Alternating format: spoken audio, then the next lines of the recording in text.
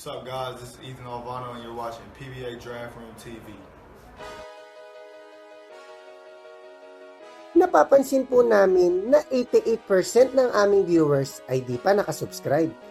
Kaya't kung nagustuhan niyo naman po yung video, bilang tulong lang sa aming channel, ay hinihiling lang po namin na pakipindot ang like, subscribe button at notification bell.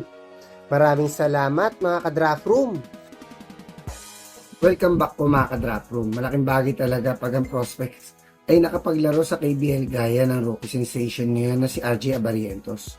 Kung si RJ ay talagang nagtatribe sa PBA, what more pa kaya kung ang KBL MVP ang maglaro sa PBA? Kaya dahil nagpahiwatig siya last month, nakagustuhan maglaro sa Gilas ay naisipan ko uli siyang tanongin kung kasunod na ba ng interest niya maglaro sa Gilas.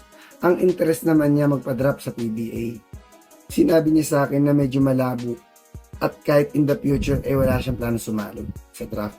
Nasabi din niya na ayaw niya mag-commit ng long-term contract sa PBA at mas gusto niyang laruin ang kanyang prime sa Korea at mag-retire sa Europe.